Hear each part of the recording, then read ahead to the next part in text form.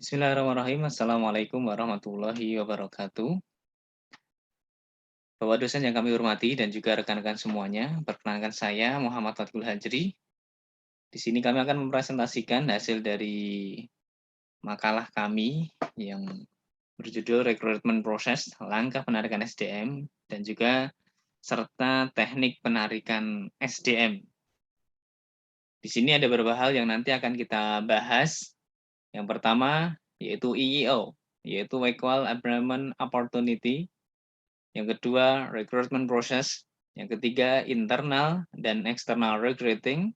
Yang keempat, proses assessing job candidate. Dan yang terakhir, teknik-teknik penarikan yang desentralisasikan. Tentunya sebelum kita melaju ataupun membahas lebih dalam, perlu kita ketahui bahwa memang apa yang nanti akan kami bahas ini seputaran penarikan SDM, pencarian kandidat atau karyawan yang harapannya bisa mendapatkan karyawan yang berkualitas, karyawan yang mempunyai kompetensi, sehingga dengan begitu perusahaan pun juga senang merekrutnya dan juga menghasilkan dan tentunya memberikan manfaat yang banyak untuk perusahaan tersebut. Nah, di sini ada beberapa hal yang perlu kita bahas. Langsung saja kita masuk yang pertama, yaitu tentang EEO. EEO itu apa? Gitu. Equal Employment Opportunity. Ini adalah perlakuan yang setara dengan tujuan agar setiap orang mendapatkan kesempatan serta perlakuan yang sama di tempat kerjanya.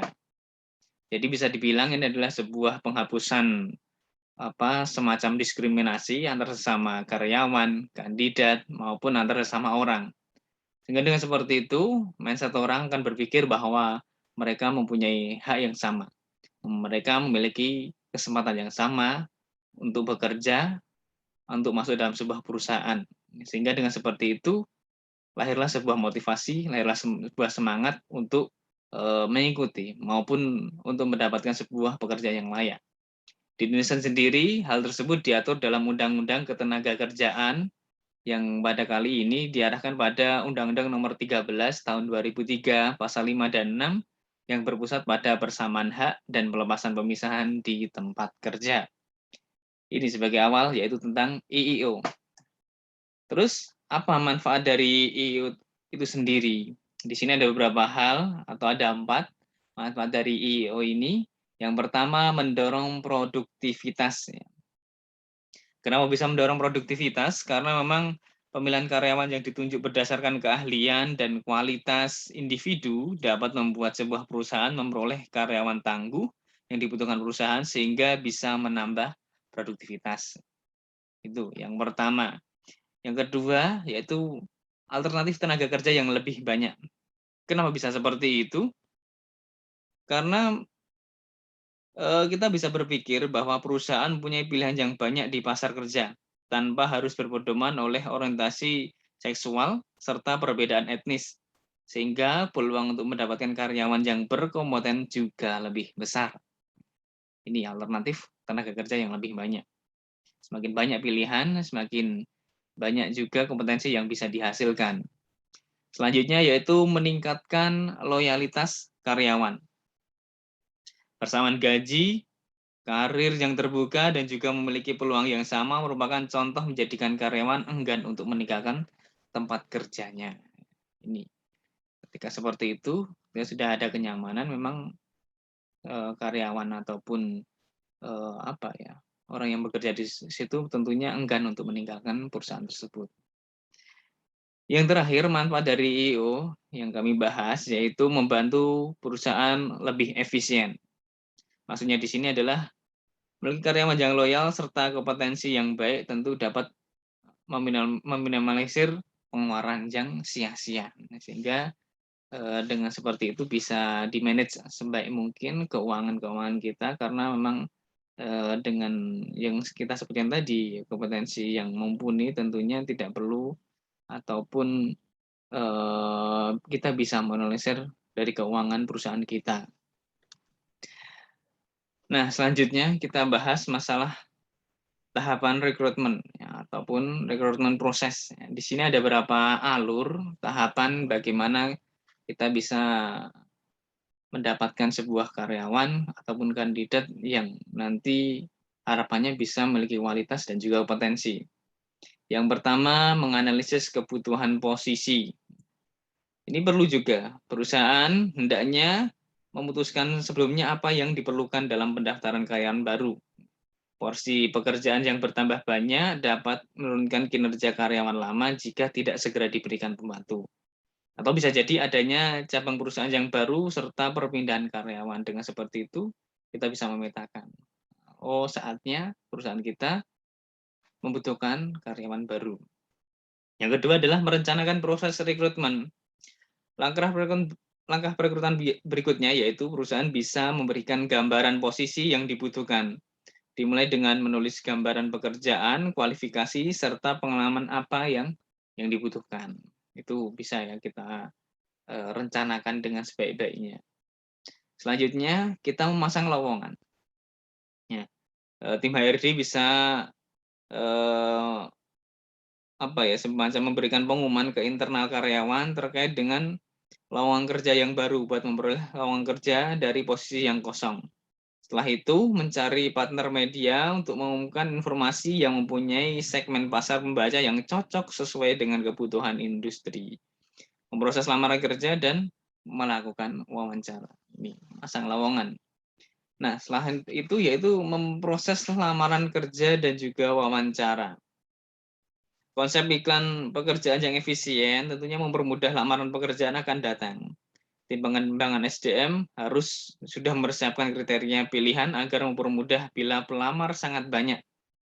Hal itu untuk menyederhanakan proses. Kita juga bisa dalam rangka menyederhanakan proses ini menghubungi pelamar yang mempunyai syarat-syarat yang seperti kita inginkan. Nah, mungkin lewat media sosial, lewat smartphone kita, sehingga dengan seperti itu bisa lebih menyederhanakan dalam proses perekrutan. Selanjutnya yaitu memilih kandidat yang sesuai, kemudian berikan kesempatan kerja. Nah, bila tahapan di atas sudah berakhir, regu HRD ini bisa ataupun siap memilih kandidat yang cocok ya, akan kebutuhan industri. Setelah itu, ajukan penawaran serta kontrak kerja yang cocok dengan posisi jabatan. Dan jangan lupa pesan pemberitahuan untuk mereka yang dinyatakan tidak lolos seleksi atau tidak diterima dalam perusahaan tersebut. Ya. Hendaknya ada sebuah pemberitahuan seperti itu. Dengan seperti itu, hubungan tetap terjalin dengan baik. Nah itu ya, jadi berapa tahapan rekrutmen ataupun rekrutmen proses ya yang bisa diterapkan dalam sebuah perusahaan.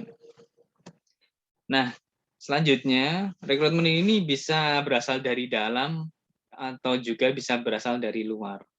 Yang biasa disebut yang dari dalam itu internal recruitment. Internal ya, jadi proses rekrutmen karyawan baru tapi dari perusahaannya, dalam artian mengisi kekosongan itu bisa mengambil karyawan yang memang bekerja di situ untuk dijadikan ataupun untuk menerima posisi yang baru. Nah, ini yang akan kita bahas adalah keunggulan dan juga kekurangan dari rekrutmen ini sendiri. Yang pertama, internal.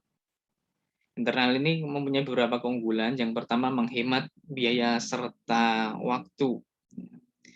Biaya tentunya yang dikeluarkan oleh perusahaan tidak terlalu besar karena dia hanya mencari ataupun memberikan lowongan kepada karyawan di sekitaran maupun di perusahaan tersebut, tidak perlu keluar, tidak perlu istilahnya mencari keluar di perusahaan lain maupun di tempat lain.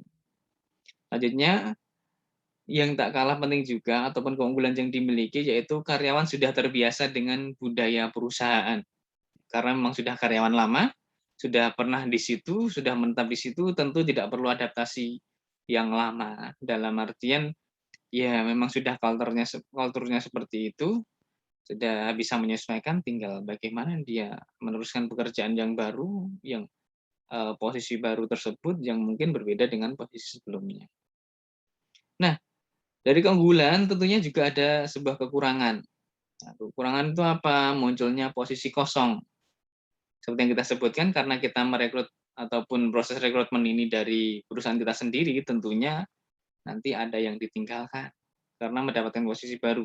Sehingga dengan seperti itu tim HRD, tim pengembangan sumber daya, segera mencari penggantinya agar jangan sampai terjadi kekosongan di posisi tersebut.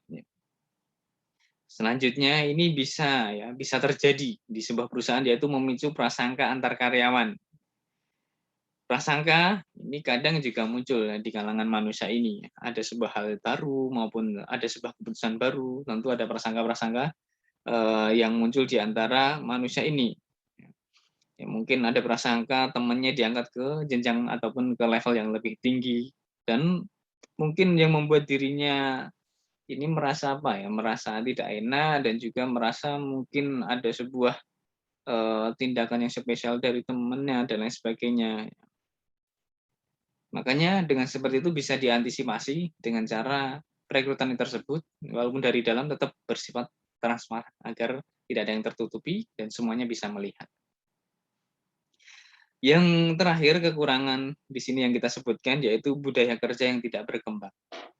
Ini bisa terjadi juga ya. Ini bisa terjadi dalam artian tidak mutlak ketika memang karyawan yang kita rekrut adalah dari dalam.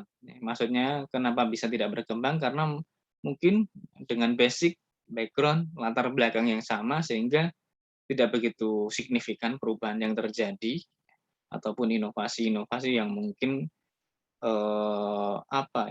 yang digulirkan maupun yang direncanakan karena memang kita sudah tahu dan juga sudah pernah melihat sepak terjangnya. Nah, itu ya dari rekrutmen internal. Selanjutnya yaitu external recruitment ya ataupun perekrutan dari pihak luar.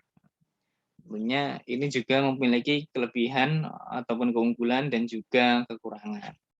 Di sini ada 3 keunggulan. Yang pertama menciptakan lingkungan kerja yang beragam. Keunggulannya seperti itu. Karena dari luar, orang yang kita rekrut dari luar sehingga tentunya mempunyai latar belakang, background yang berbeda. Sehingga dengan seperti itu bisa jadi dengan kerja yang sebelumnya monoton bisa lebih berkembang, lebih hidup karena adanya orang baru tersebut. Yang kedua, keunggulan yang kedua yaitu meningkatkan daya saing dengan kompetitor. Kenapa bisa seperti itu? Karena adanya orang baru. Mungkin dia punya sebuah inovasi baru, sebuah taktik baru yang mungkin bisa dikembangkan di perusahaan kita. Sehingga dengan seperti itu dia ataupun bisa dibilang kalau kita merekrut bekas ataupun mantan dari karyawan sebuah perusahaan lain, kita juga bisa belajar darinya. Dalam artian mengurai ilmunya sehingga apa yang menjadi strategi kompetitor itu bisa kita antisipasi, ya setidaknya kita lebih merancang lebih baik dari sang kompetitor. Nah, ini yang ketiga yang penting kami sebutkan tadi, meningkatkan inovasi dan juga kreativitas dengan adanya orang baru. Nah, dari faktor keunggulan tentunya juga ada kekurangannya. Kekurangannya apa? Di sini yang pertama yaitu memakan biaya rekrutmen. Kenapa bisa memakan? Karena dari luar. Kita mesti mencari dari luar. Kalau tadi dari dalam, tentunya tidak keluar uang banyak, tidak keluar biaya banyak.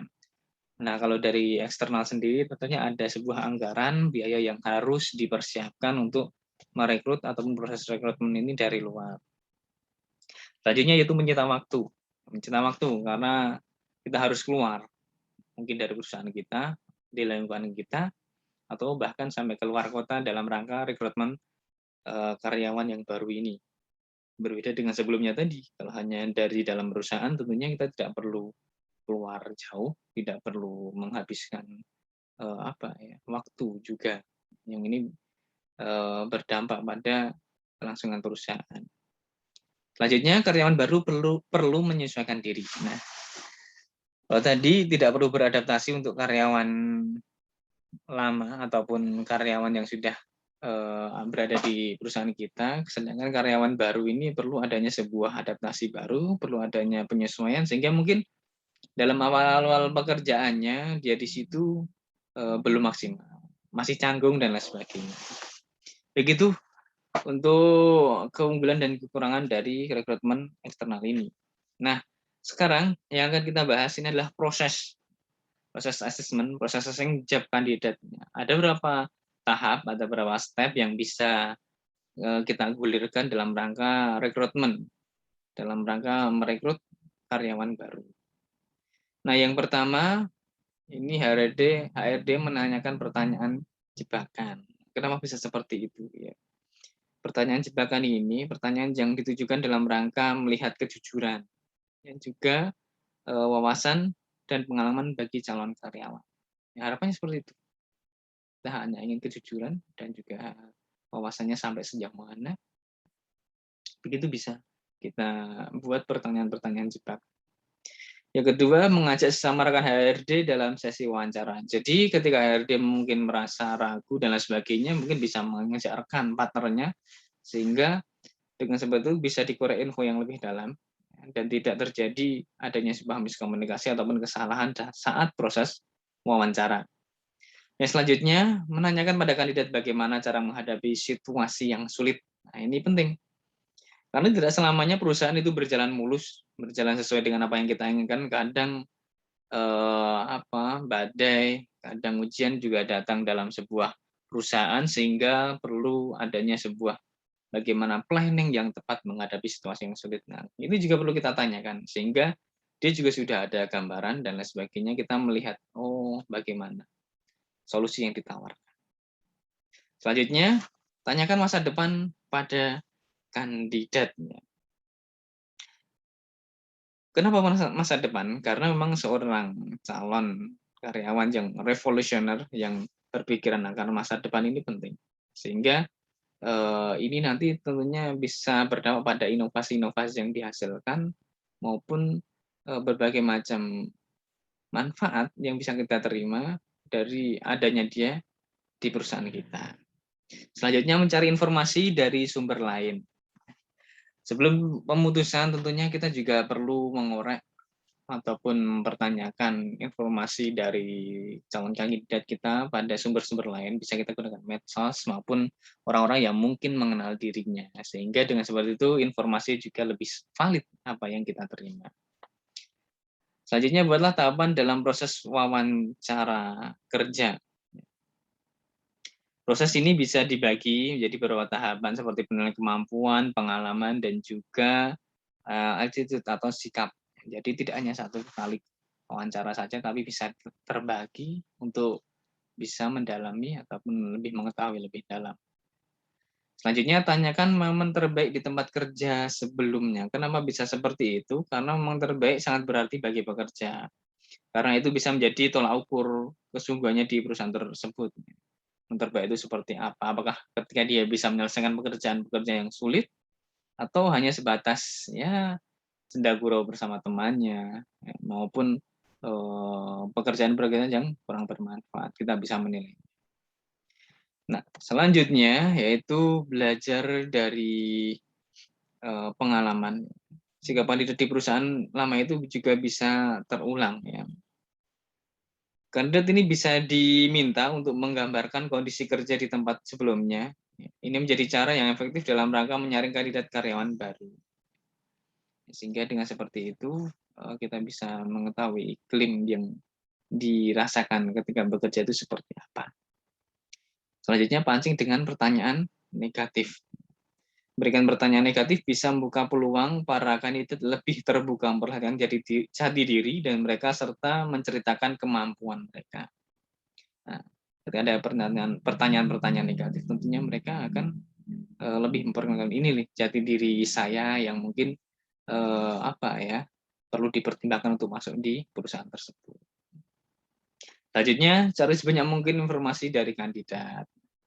Jangan mudah berpuas diri dengan informasi-informasi yang kita terima, kita perlu menggali lebih dalam agar informasi tepat, real, nyata, sehingga kita pun ketika istilahnya memutuskan sebuah wewenang juga tidak ada yang istilahnya ya ini semua terlibat dan juga memuaskan buat semuanya.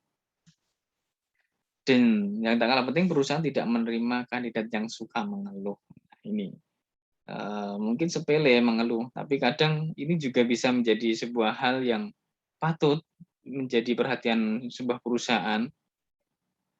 Kadang mengeluh juga wajar, tapi ketika memang sering mengeluh, lah ini nanti akan berpengaruh pada kinerja tim. Kinerja tim tidak maksimal ketika salah satu, dua, tiga orang sering mengeluh dan ya tidak semangat, mudah berputus asa, sehingga dengan seperti itu yang lainnya pun malah kena dampaknya juga. Selanjutnya hindari pertanyaan standar yang membosankan. Nah, pertanyaan membosankan biasanya ataupun standar itu sudah dihafal para pencari kerja, para kandidat ini, sehingga pertanyaan-pertanyaan bisa dijawab dengan mudah, pertanyaan bisa dijawab dengan ya cepat dan lugas. Kalau standar, makanya cari pertanyaan-pertanyaan yang tidak membosankan. Selanjutnya, tanyakan sikap apa yang dilakukan dalam kondisi spontan. Nah, ini spontan. Ini sebuah refleks. Jadi kita bisa mengetahui refleksnya dia seperti apa ketika dalam sebuah perusahaan disuruh menentukan sebuah keputusan. Apakah dia memang berani mengambil resiko atau malah ketika terjadi sebuah hal-hal yang tidak diinginkan ya dia mundur. Ini keputusan spontan itu juga perlu, walaupun juga semua keputusan itu perlu dipikir matang-matang juga. Selanjutnya, tanyakan keberhasilan-keberhasilan yang pernah diperoleh bersama tim. Ini penting untuk memotivasi dirinya dan juga kita mengetahui sejauh mana prestasi dari dirinya dan tim. Jadi yang lebih ditekankan adalah bagaimana dia bisa membuang sikap egois. Biasanya kalau tidak seorang kandidat itu tidak mementingkan timnya, dia akan lebih egois dan juga lebih mengunggulkan dirinya sendiri. Maka ini yang mungkin tidak perlu ataupun yang bukan menjadi pilihan kita, tapi bagaimana dia bisa bekerja dengan tim ya, dan juga mengakui keberhasilannya. Dengan seperti itu dia juga lebih menghargai prestasi orang lain juga. Nah,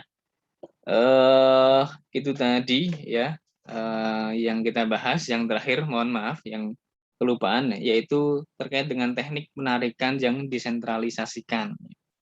Yaitu ada dua teknik rekrutmen yang disentralisasikan. Ini adalah jika sebuah perusahaan memiliki pekerja dalam jumlah yang banyak, serta beberapa bagian tertentu yang berbeda. Tetapi, karyawan ketik atau teknis bagi tip kedudukan yang sama.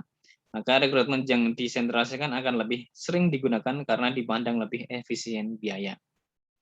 Yang selanjutnya itu teknik rekrutmen yang didesentralisasikan. Kalau tadi disentralisasikan, kalau ini didesentralisasikan. Rekrutmen yang bersifat didesentralisasikan biasa dipakai di beberapa instansi yang bersifat relatif kecil dengan kebutuhan rekrutmen yang terbatas, serta dalam mana setiap instansi mempekerjakan berbagai tipe pekerjaan rekrutmen. Dengan cara ini biasanya digunakan untuk mengisi beberapa posisi profesional, ilmiah, administratif bagi suatu instansi tertentu. Nah, mungkin ini yang bisa saya sampaikan dalam presentasi kali ini terkait dengan tema yang kita bahas dari makalah kami. Tentunya kami banyak mengucapkan terima kasih atas atensinya dan monggo silakan ditanggapi di link YouTube ini di bagian komentar dan jangan lupa untuk memberikan like-nya dan juga subscribe-nya untuk kami. Dari saya cukup sekian. Wassalamualaikum warahmatullahi wabarakatuh.